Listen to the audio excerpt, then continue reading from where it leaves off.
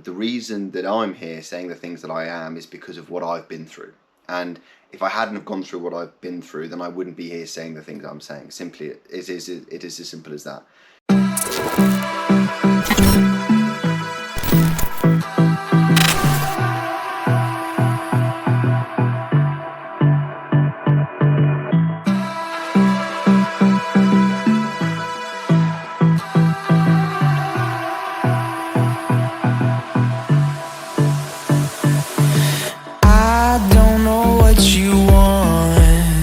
Let's have a bit of fun till I downfall.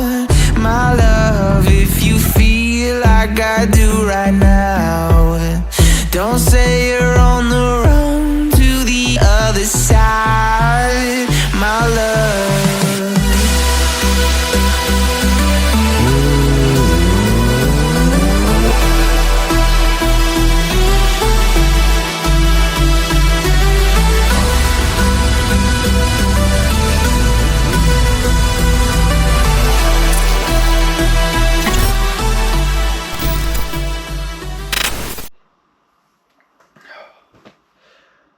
Oh, I'm going to tell you a story that not many people believe.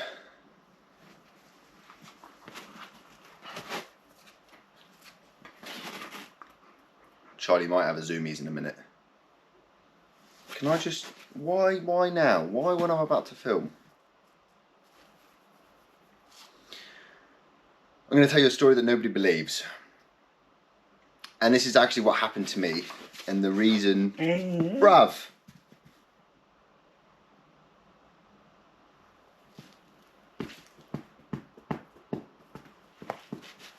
Come on now. Stop it. Sit. Stop it.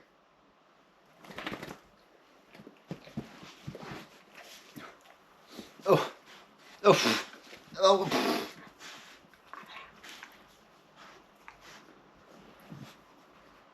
Done?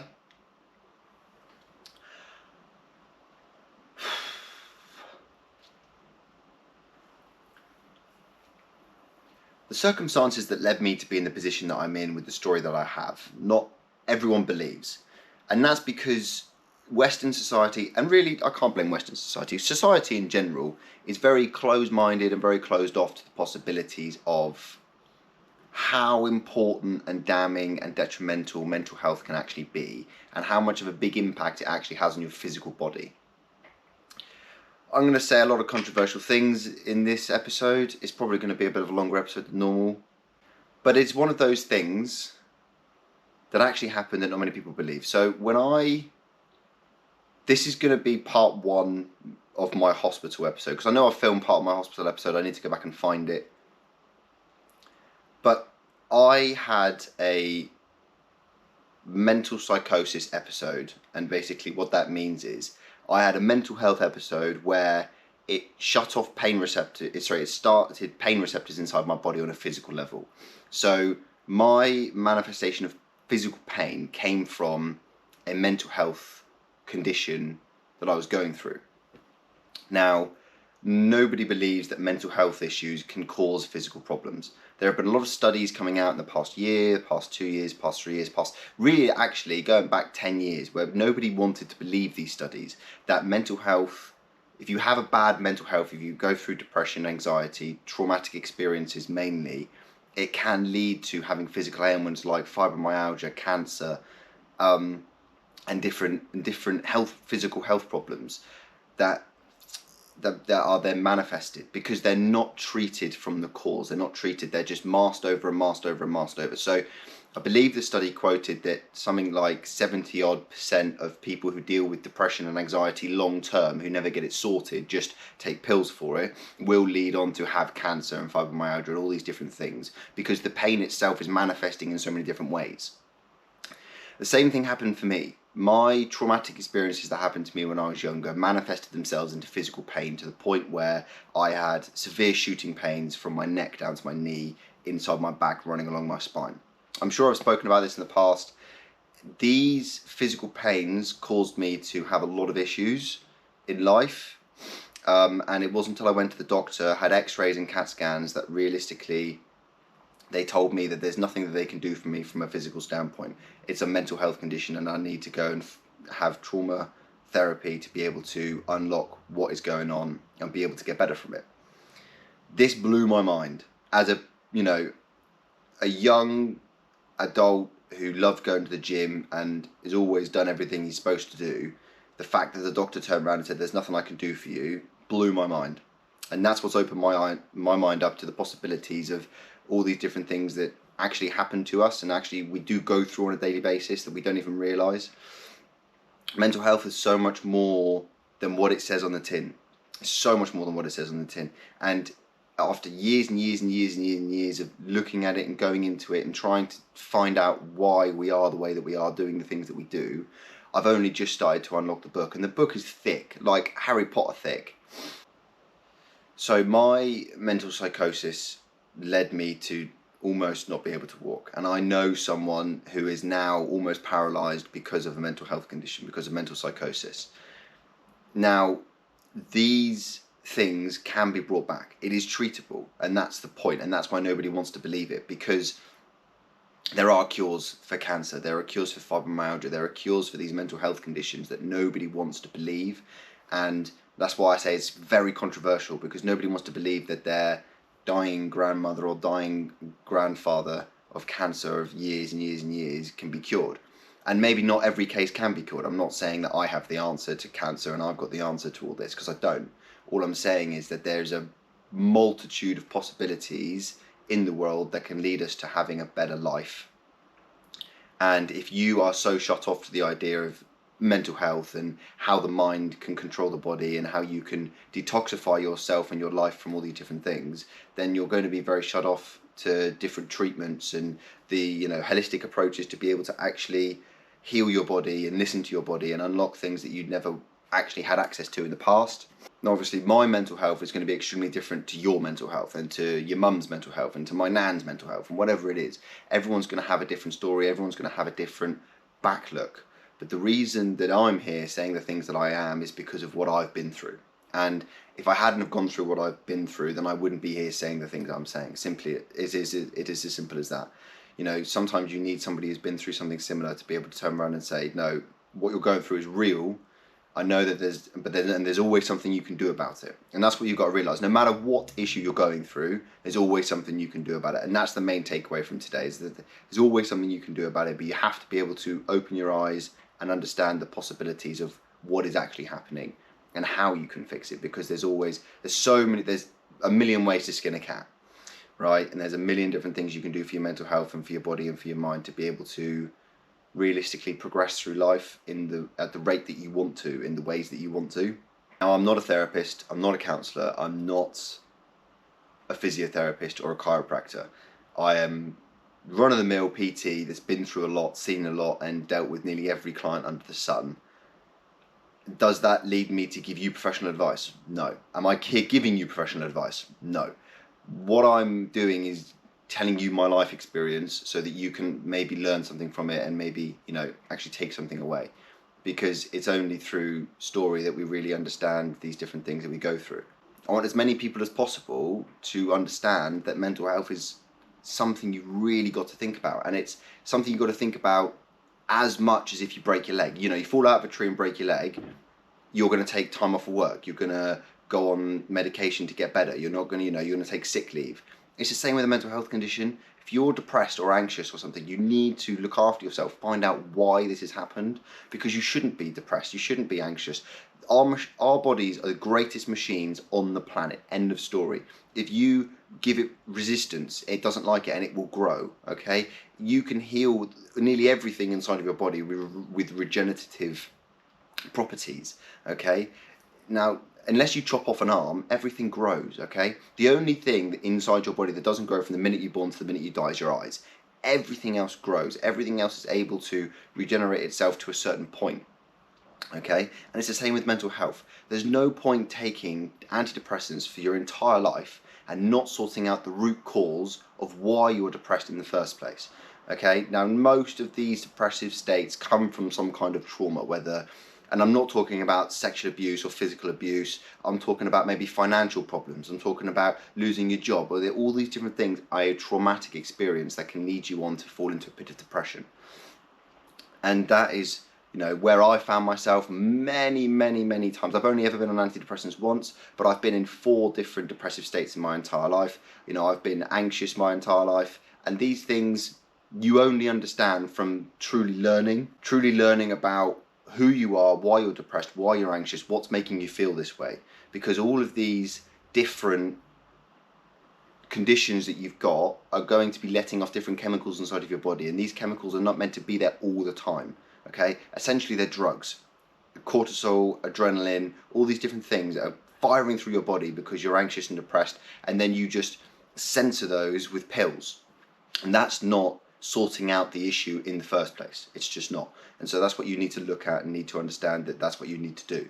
Sort out the issues from the root cause, not from the blanket that you're putting over the situation.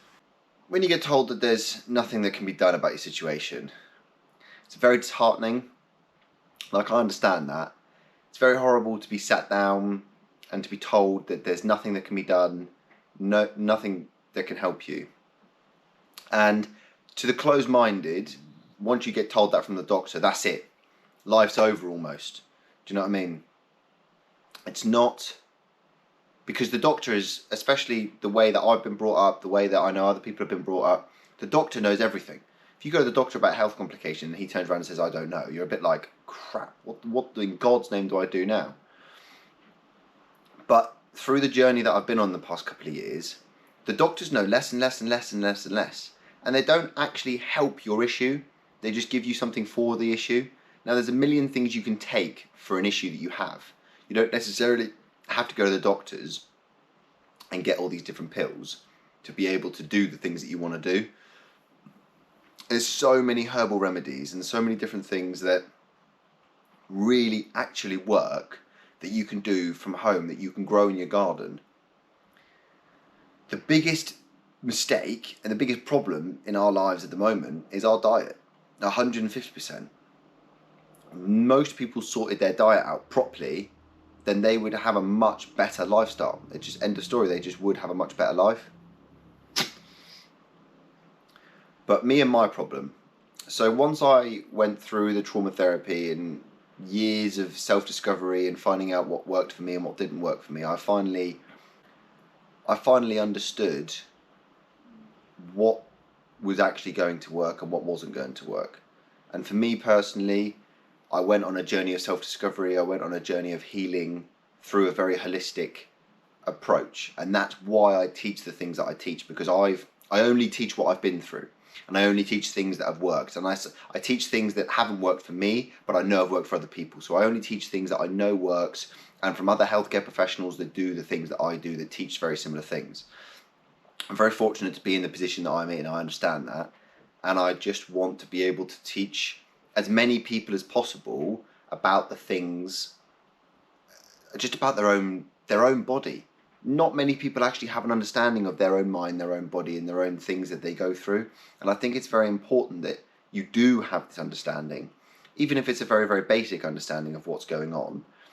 The more you understand about your body, the way it works, your mind and the way that works, and your central nervous system and the way that that controls everything, the better understanding you have of why what you're going through. So once I figured out why I'm actually going through what I'm going through and why I'm getting this kind of pain, I was able to then target the pain from the root cause.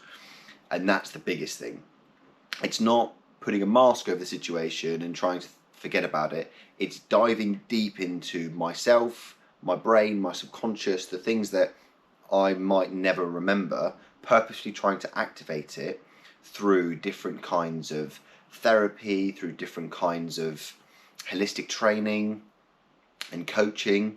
And I had some of the best coaches on the planet to be able to help me go through what I went through. And I was very open-minded about the situation. Being very open-minded about a situation like this is so important. And if it's probably everything. If you aren't open-minded about the situation you're going through, you're never going to recover and you're never going to get on the best side of things.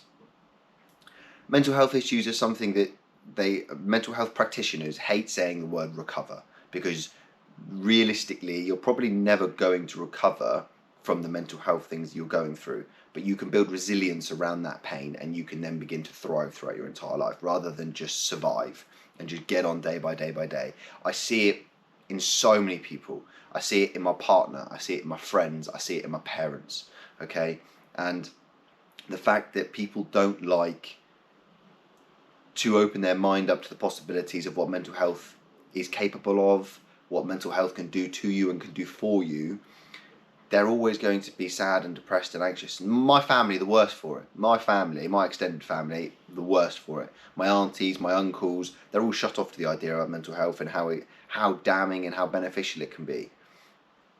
And their kids are suffering the consequences, and their kids' will suffer the consequences. Their grandchildren, their great-grandchildren. It's a generational thing. It's the circle of life. If you continually do what your parents did, you're never going to be different from them. You're always going to be the same. Okay, now sometimes this is good, but most of the time it's bad, okay? Because we can all look at our parents and say about the good things they do and the bad things they do and the things they can improve on. It's very rarely that you find someone who can sit there and say something and be wrong and just humbly go, yeah, okay, cool, I was wrong. And, this, that, and the other. People don't like, I call it a shit sandwich. People don't like the shit sandwich. Good, bad, good. Sorry, bad, good, bad. Because there's more bad in life than there is good. Yes, you can have a shit sandwich in terms of the two good things either side and the bad thing in the middle, but generally, and that's how most people do it. That's how employers and friends and stuff, they're like, you did this really well, which is awesome. You could have done this better, and then you did this really well. That's the typical shit sandwich. The sandwich that I give to my clients, to my friends, to my family is, you did this awfully, you did this fantastically, and you did this awfully. Because there's always more things you can improve on than not. And a lot of people like that, a lot of people don't like that. I like harsh criticism because I like to improve upon myself, and every day's a school day. I like to be better than I was yesterday. Most people don't like that. They don't like that at all. And if you're going to be consistently shut off to the idea of mental health and how it can affect you physically, then you're always going to have problems. And you might not have these problems in your 30s or in your 40s, but you'll have problems in your 50s and your 60s and in your 70s. And eventually you'll be leading yourself to an early grave. That's essentially what mental health is. Mental health will lead you to an early grave if you don't sort it out. Much like obesity can lead you to an early grave, mental health can lead you to an early grave as well. It's possible to live well past 100, 110. Look at all these war veterans that live 100 plus, and everybody says, oh, how do you do that? It's because they had a very stripped back lifestyle. They had a very stripped back diet. They grew up in the war. They had to do hard physical exercise. They had to fast for long periods of time because they couldn't afford food. They didn't have food. They worked hard, yeah, and then subsequently they gave everything their body needed to be able to live that long, and that's why they live that long, and that's why we don't live that long. Society these days, the average death is 75 years old, between 75 and 85. That's your average death in the 21st century, and that's not good. That is not good at all. Why are we dying earlier and earlier and earlier every single year? And it's because we're not looking after ourselves, mentally and physically. And I was in the same boat. I never looked after myself. Never did. Never wanted to. Never thought it was an issue. I was a drug addict. I loved drugs. I loved drinking. I loved eating takeaways. I loved going to the gym. Yeah, maybe. But I loved doing all that crap as well. And that's not going to save my life. That's not going to make me live longer. As soon as you realise that stopping takeaways, stopping drugs, stopping drinking is going to make you live longer and is going to give you, it isn't even about living longer. It's about how healthy you are on a daily basis and how much you want out of life. If you don't look after your mental health, don't look after your physical body, you're going to feel like crap all the time. And this is the stage that I was in. I was eating like crap. I was talking to myself like crap. I didn't want to open my mind to the possibilities of mental health. And therefore, I had all these physical problems. I had these physical ailments, and it goes in cycles with me, because there's a lot of things that I don't believe mental health has a correlation to. But the more I go through life, the more I understand, the more research that I do, the more I realise mental health has got so many more effects on your body than you could have ever possibly imagined. And I'm very open to all this. So main takeaway today is open your eyes to the possibility of how important your mental health is, and how important it is to solve your problems and not to put a mask over your situation. If you continually put a mask on your situation, you will be where I was, you will be where I'd see my friends and my family and, you know, people I love very dearly who are riddled with health problems, riddled with mental health problems, you know, almost paralyzed. You know, there's so many things in life that it will ruin you. It will ruin you on a daily basis. Might not be this year, might not be next year, might not be in 10 years. But I promise you, if you do not sort out your issues, you will be led to an early grave and you will have severe health problems. That I can promise you. So sort your mental health out.